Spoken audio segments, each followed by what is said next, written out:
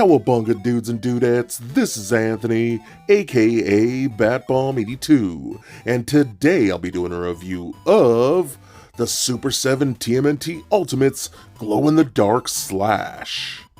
Now, as we can see, this figure comes in your standard Ultimates window box packaging, but this time no longer with the protective sleeve. Turning the box around, we can see more of that brick-like motif that we've seen with this line, as well as a short bio for Slash. So with the box out of the way, let's go ahead and crack this figure open and let him breathe. Alright guys, now let's take a closer look at this new glow-in-the-dark Slash. Now honestly, I wouldn't normally pick up these glow-in-the-dark figures as they really do nothing for me. Especially with the prices being so ridiculous on these figures. Just because they're made of glow-in-the-dark plastic, I think is ridiculous, honestly. It's really dumb. And normally I wouldn't buy these, but I had to pick up Slash. This is my guy.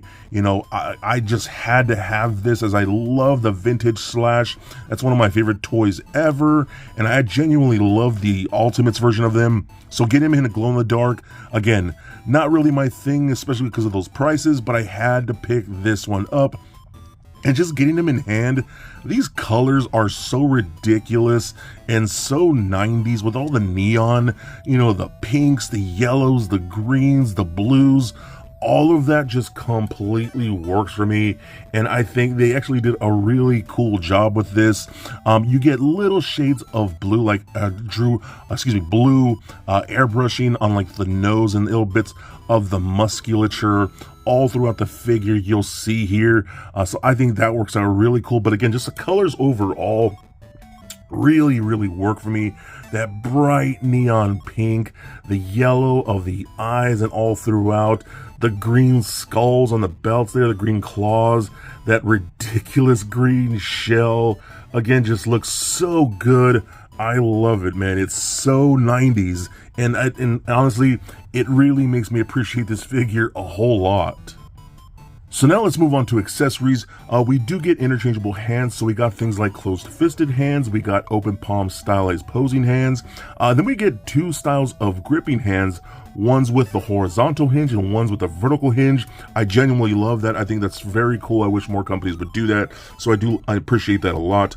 We also do get a ton of weapons. I've always loved Slash's weapons, you know, but we got things like the grenades, we got things like the throwing stars. We got obviously Slash's versions of the Ninja Turtles weapons being the sai, katana, bow, and nunchucks. We also get that big bladed knife thing with the spikes on the handle. I love that thing a lot. All of those work out very good.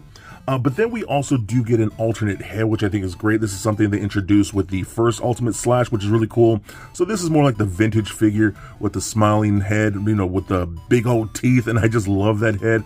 But then we have one a little more angry with his mouth a little more closed, just the snarling from the side, which still looks really cool. I do love that head a lot, but I have to have this one with the teeth showing.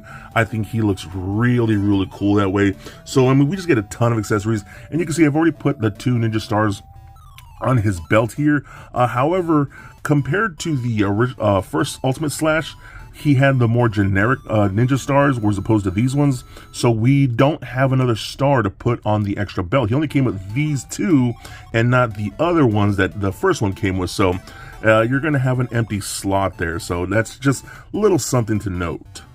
Now, I'm not going to go over the articulation, as you've already seen the articulation for this figure before, but I will note the legs do feel semi-ratcheted in certain areas, but they're still not as tight as they should be, and that's one of the big reasons I've fallen off of Super 7 Ultimates Ninja Turtles. I'm tired of the loose joints and loose hips and these things not be able to stand all that well.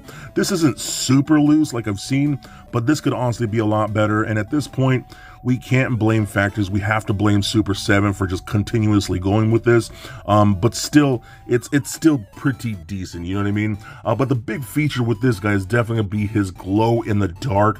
I think it works out great, and when you see all his stuff, I mean his weapons, his interchangeable hands, the heads, all of that glowing, it is just great to see. I do love glow-in-the-dark toys. They work out so much fun. I've loved that stuff since I was a kid, and man, again, just having that glow-in-the-dark feature with all these like neon colors. I mean, hold this thing under a black light and I'm sure he will pop. I think that's the way to really display a figure like this. So for a quick size comparison, here he is standing next to a Marvel Legends Deadpool and Mafex Batman figure. Also for comparison, here he is standing to the first release of Ultimate Slash. And just for fun, here he is with little Lego Bat Bomb. So there it is, guys, my review of the glow-in-the-dark Ultimate Slash. Now honestly, this figure is not gonna be for everyone. If you don't care about these glow-in-the-dark variants, especially at those crazy prices, I totally get it not wanting to pick this thing up, and to be honest, it's not really worth it in my opinion. Those prices are way too high for these things. I got this mainly because I love Slash. He's one of my all-time favorite characters. He's definitely my favorite TMNT toy as a kid, and just getting him in an alternate version is really cool to me. The glow-in-the-dark feature does work very well.